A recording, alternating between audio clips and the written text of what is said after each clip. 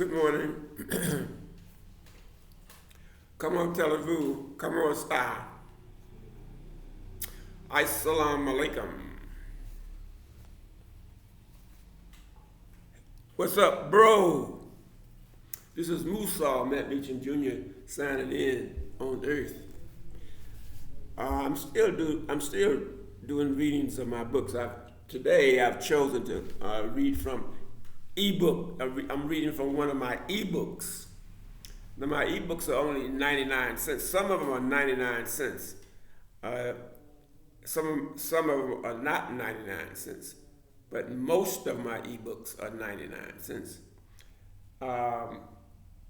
This ebook is in the ebooks. I have a series that goes from it's called ebook A to Z.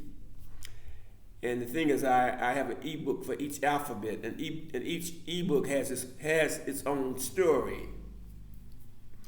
Right now, I'm looking at it's my ebook X, and I think this is a very interesting poem. Just listen to where I'm going with it. I'm talking about time. Now, I'll read this poem. And if I'm inspired, maybe I'll make a comment. But if not, I'll just call it my reading for today, my promotional effort for today. Again, this poem is a poem, and it's from my e-book X. That's the title of the ebook. E-book X.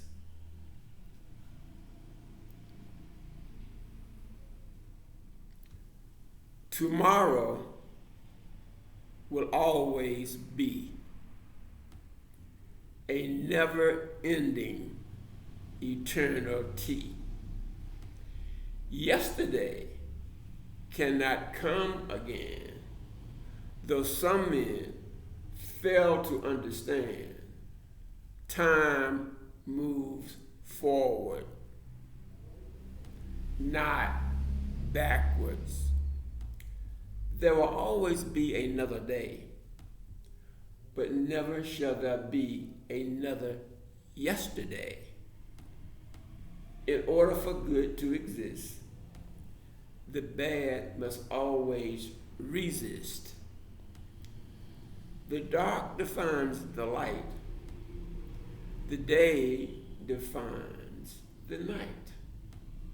For tomorrow will always be, but yesterday you will not see.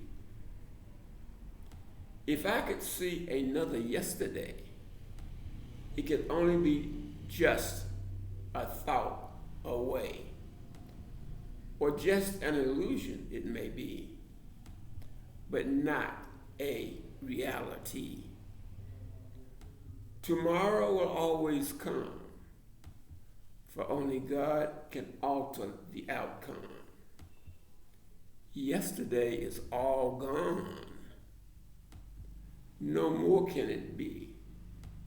Tomorrow is not here yet. It will always come as the sun set. So it is best to look forward, never backwards, or even look to the sky where all the answers lie. Because what is behind us is a stubborn history, a past, and not a mystery. And that is yesterday, they say. Again, it shall never be, but tomorrow you may see. I wrote, it's interesting about that poem. I'm talking about time. When I first wrote that poem, I basically what I'm saying is, okay, yesterday is behind us, but tomorrow will always come. And so basically what I was saying in this poem is that tomorrow is eternal. In other words, there will always be a tomorrow, but yesterday is behind us, and yesterday cannot be. Now, I wrote that. I think I must have written that. I think a few years back. And the thing is,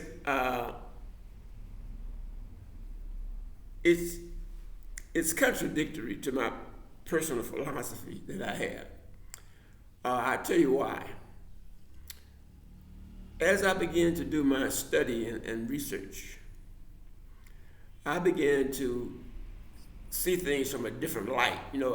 My writing, when I look at my writings, I see my writings as being levels of advancement, going from one stage to another. And the thing is, we can write only on what we can reflect on. We can write only on what we know. And so the thing is, even though we may write nice words, those nice words may not really represent the reality. And so when I think about that poem, I'm actually talking about time. And basically in that poem, I'm saying, time goes forward, but time does not go backwards.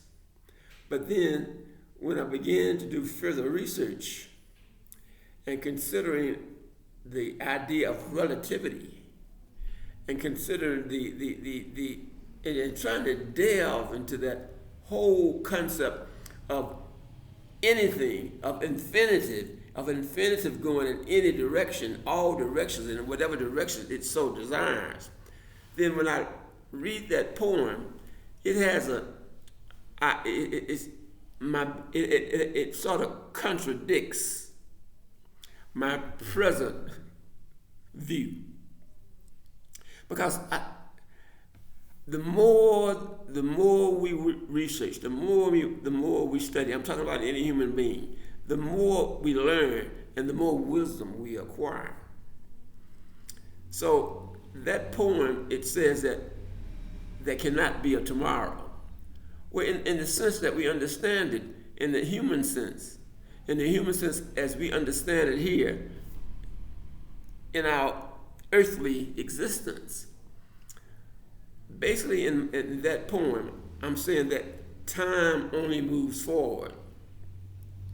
But when we look at the real, it gets very complicated when we really do serious thinking. And I guess that's why so many brilliant people, they end up at an institution, because when you think, you say, wow. But the thing is, anything is possible. That's my view, depending on where you are. When I wrote that poem, I think I wrote that poem maybe about 10 years ago. But it's amazing how much growth you can get in a matter of 10 years. So the thing is, if we really look at the totality of existence, then time can go in any direction, because everything is relative. Since everything is relative, we cannot say anything exactly about anything. But I get that brings about a lot of confusion, and I think it is in that confusion. I think that it's in that confusion that causes chaos in the social setting, and that it causes mankind to not understand basics. that poem that I just read was written several years ago, before I came to another level of awakening. When I wrote that poem, I'm saying history, it is indeed behind us. And the future is always in front of us. In the sense that we exist in this environment of the earth as we know it, in this solar system as we know it. But then everything is relative. Time is relative. And if we can accept the idea of infinitive